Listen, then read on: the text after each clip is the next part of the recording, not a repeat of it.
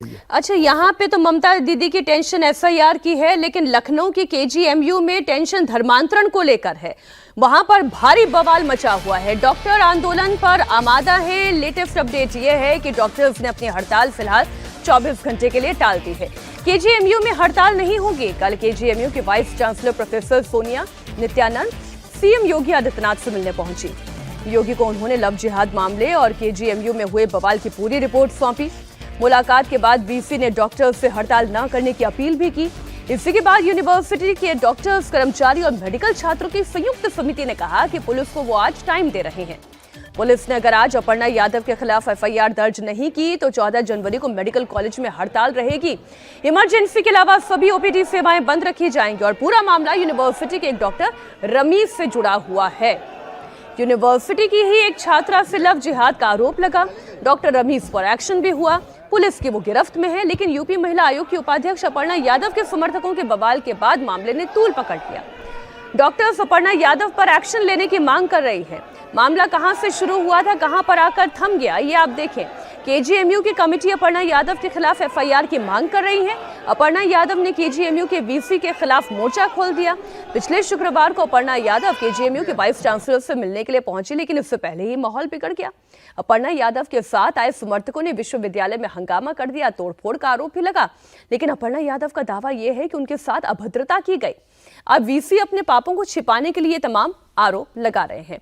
तो मामला तो लव जिहाद के एंगल का था, लेकिन अब ये अपर्णा यादव पर आकर फंस गया है। इस पर अवधेश जी देखिए, ये तो अभी तक वीसी का त्याग पत्र होना चाहिए था।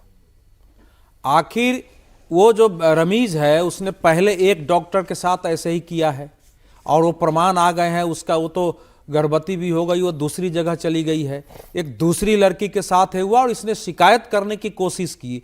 तो वहाँ रेजिडेंट डॉक्टर, डिपार्टमेंट में पैथोलॉजी डिपार्टमेंट, सब ने इसी पर दबाव डाला दबाने के लिए। अगर एक अस्पताल में केजीएमयू में हो रहा था तो उसके लिए वीसी या बाकी थोड़ा भी रिस्पॉन्सिबल है कि नहीं है। अपर्णा यादव को क्यों जाना पड़ा? जब वहां आने लगे कि इस तरह के और भी मामले हो सकते हैं, तो महिला आयोग के उपाध्यक्ष के नाते एक महिला के उत्पीड़न पर वहां जाना, जानने की कोशिश करना, अगर उसकी कोशिश में बाधा डाली गई तो पॉलिटिकल वर्कर है वो आंदोलन करेंगे। अब उसमें कितना उनको करना चाहिए, नहीं करना चाहिए, इस विषय पर केवल विवाद हो सकता है। लेकिन अब तो सरकार ने स्पेशल टास्क फोर्स गठित कर दिया है, स्पेशल टास्क फोर्स। लेकिन अरेस्ट कितने दिनों बाद हुआ है? वो कहां भागा हुआ था? उसको बचाने की किन किन लोगों ने कोशिश की है? ये सारे विषय इसमें है। डॉक्टरों का गुस्सा केवल इतने से है कि अपर्णा यादव के लोगों ने आकर के वहां जो नारे लगाए, थोड़ी अभद्रता की, थोड़ी तोड़फोड़ करने की कोशिश की, वो केजीयू के कल्चर में नहीं है। तो क्या केजीयू के कल्चर में ये था? ये सारे सवाल उभरते हैं कि आखिर केजीयू में इस तरह की घटना एक रेजिडेंट डॉक्टर कर रही है। अब पता चल रहा है कि बहुत सारे लोगों को इसकी जानकारी थी, लेकिन किसी ने मामले को दबाते रहे हैं। तो इसलिए आप हड़ताल कर रहे हैं, तो आपको भी सोचना चाहिए कि हमको क्या करना चाहिए। अब तो मामला उभरेगा। लेकिन उत्तर प्रदेश में आप देखो कि समय समय पर उत्तर प्रदेश में योगी आदित्यनाथ जी की सरकार है, समय समय पर इस प्रकार के लव जिहाद के, धर्मांतरण के ऐसे ऐसे मामले हैं जिससे डर पैदा होता है। आप छांगुड़ का एक तंत्र देखो, एक कंप्लीट उसने कॉर्पोरेट कंपनी बना रखी थी धर्मांतरण की, जिसके लिए फाइनेंसर की व्यवस्था है, जिसके लिए चार्टर अकाउंटेंट है, प्रशासन है, रोड है, उसकी ट्रांसपोर्टिंग है, उसके पासपोर्ट बनाने वाले हैं, वकील हैं। ऐसे ऐसे मामले आते हैं। कॉलेज में हो रहा है, लखनऊ के कॉलेज में। तो अगर योगी आदित्यनाथ जी की सरकार में है तो और सरकारों की क्या स्थिति होती। लेकिन 2 लाइन में सुनो, पश्चिम बंगाल पर भी बोलूंगा। आप कल्पना करो अगर उस केस में क्या होगा, ईडी का वो अलग बात है। लेकिन ईडी को सामान्यतः कानून के तहत वो सरकारी पैसे को निकालने की कोशिश करती है जो हवाला से गए हैं। अगर वहां जाकर के कोई मुख्यमंत्री, तो जाहिर है कि उस पैसे को लूटने की कोशिश है आपकी, और अगर उसकी गिरफ्तारी होती तो एक प्रकार से अपहरण कहलाता हुआ। तो ये केवल सरकारी काम में दाखिला नहीं है, ये बिल्कुल सरकारी खजाने के पैसे को जो वापस लाने की कोशिश है, उसको बचाने की एक प्रकार से लूट और डकैती थी। उसकी अपहरण की कोशिश वहां हुई थी। अगर वो कार्रवाई करता, उसके साथ मारपीट होती, उसकी अरेस्ट टेस्टिंग हो जाती।